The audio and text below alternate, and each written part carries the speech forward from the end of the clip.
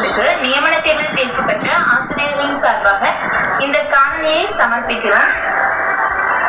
ஐயா வணக்கம். நாங்க 2013 ஆசிரியர் தகுதி தேர்வுல தேர்ச்சி பெற்ற இன்னும் பணி நியமனம் பெற முடியாத ஆசிரியர்கள் ஐயா. நாங்க 2013 தேர்ச்சி பெற்றோம். 11 ஆண்டு காலமா காத்துட்டு இருக்கோங்கய்யா. ஆனா எங்களுக்கு எந்த பணி வாய்ப்புமே கிடைக்கல. நீங்க அறிமுகப்படுத்தின நியமன தேர்வு மூலமாவது நாங்க அந்த பணி வாய்ப்பை பெற முடியும் அப்படின்னு சொல்லி நம்பி படிச்சோம். ஆனா அந்த தேர்வுல 24 கேள்விகள் ஆங்கில பிரிவுல தவறுங்கய்யா. ஆங்கில பிரிவுல மட்டும் இல்ல, மற்ற பிரிவுகள்லயுமே அதிகமான கேள்விகள் தவறாக இடம்பெற்றது.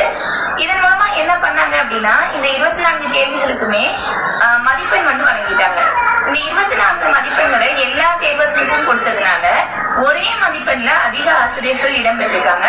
இதனால பணி வாய்ப்பு பெற முடியாத சூழ்நிலை ஏற்பட்டிருக்குயா. 2013 நாங்க வெயிட்டேஜ் முறையினால பாதிக்கப்பட்டோம்.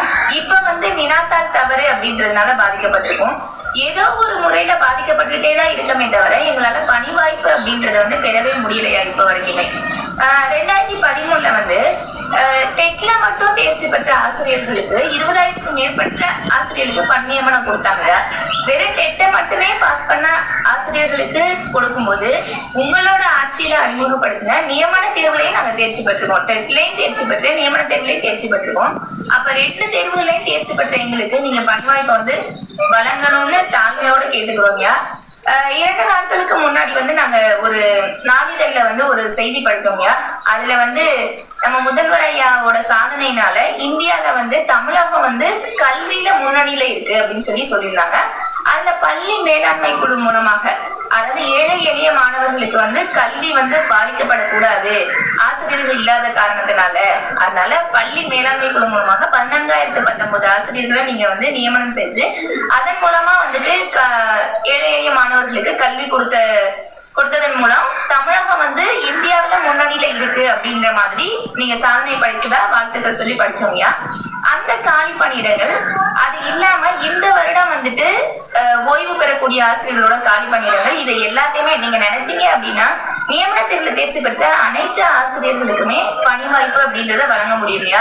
2013 டெட்ல மட்டுமே தேர்ச்சி பெற்ற ஆசிரியர்களுக்கு 20,000 பணி வாய்ப்பு வழங்கும் போது திமுக வேறு ஆசிரியர்கள் வேறு அப்படின்றது கிடையாது. உங்க ஆட்சி அப்படின்னாலே ஆசிரியர்களுக்கான ஆட்சி அப்படின்றது அர்த்தம்.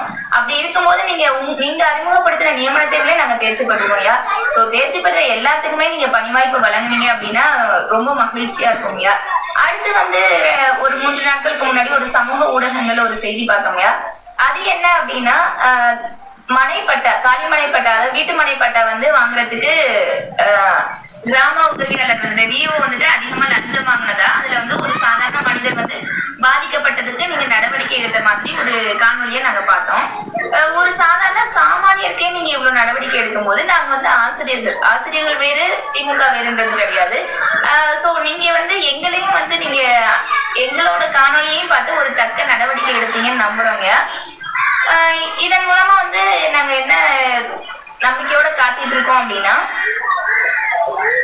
முத்தமிழ் அறிஞர் ஐயா கருணாநிதி அவர்களோட பிறந்த நாளை ஒட்டி நியமன தேர்வுல தேர்ச்சி பெற்ற அனைத்து ஆசிரியர்களுக்கும் நீங்க பணி நியமனம் வழங்குவீங்க அப்படின்னு நம்புறோம்யா. நம்மளோட கழக ஆட்சியில ஆசிரியர்களோட கண்ணீர் போக்கப்படும், நலன் காக்கப்படும் நம்பிக்கையோட இந்த காணொலியை முடிக்கிறோம்யா. நன்றிங்க.